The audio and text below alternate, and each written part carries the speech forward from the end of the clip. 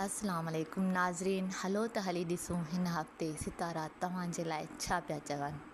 नाज़रीन, सिंधी हुजण जे नाते लाइक कंदा ऐं सब्सक्राइब जे बेल खे ज़रूरु दॿाईंदा त जीअं हर ईंदड़ वीडियो तव्हां ताईं आसानी सां मौसूल थी सघे। 3 हिसे जा 3 सितारा लिब्रा, मीज़ान, स्कॉर्पियो, अक़रब, सेजिटेरियस, कोस। लिब्रा, मीज़ान, तव्हां जेको कुझु करे सघो था करे रहिया आहियो।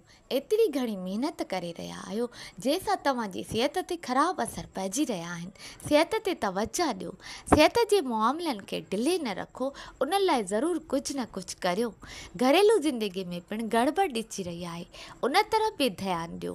ॿियनि सां तालुकात ख़राबु थियणु न ॾियो। तव्हां जेको चवणु चाहियो था सोचे सम्झी चओ।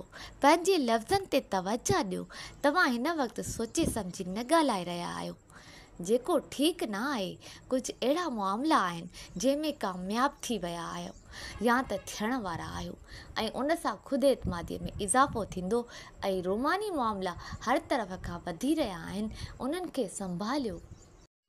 स्कॉर्पियो, अक़रब, पंहिंजे मामलनि में कामयाबु थी रहिया आहियो।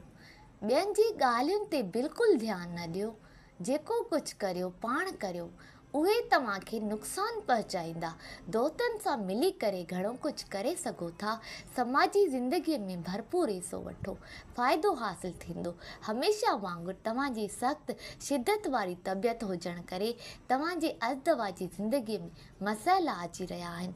थोरो ख़्यालु रखो ऐं ख़्वामख़्वाह जे इख़्तिलाफ़नि खां बचो ऐं रूमानी मामलनि मां तमामु घणो लुत्फ़ु वठी रहिया आहियो ऐं बिगड़ियल रूमानी मामलनि खे पिणु बहितर बणाए सघो था।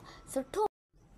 सेजिटेरियस, कोस, हफ़्ते जी शुरूअ में ई सिहत जो ख़ासि ख़्यालु रखिणो पवंदो ऐं गॾोगॾु बदख़्वाहनि ते नज़र पिणु रखो। तव्हांजे ॿारहें खाने में यूरेनस वेठल आहे। ॿारहें खाने में चंड जे अचण करे तव्हां पंहिंजा टैक्स ऐं बिल जल्दी अदा करियो, न त मामला ख़राबु थी वेंदा ऐं मसइला पैदा थी वेंदा। ऐं ॿियो त तव्हां फ़ैसिला करणु वक़्तु ध्यान सां सोचे ऐं पोइ फ़ैसिला करियो।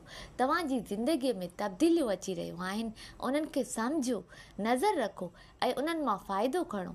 हिन हफ़्ते तव्हां तब्दीलियूं ख़ुदि महसूसु कंदा ऐं पंहिंजी सिहत ते तवजो ॾियो ऐं डॉक्टरनि सां ज़रूरु रुजू करियो।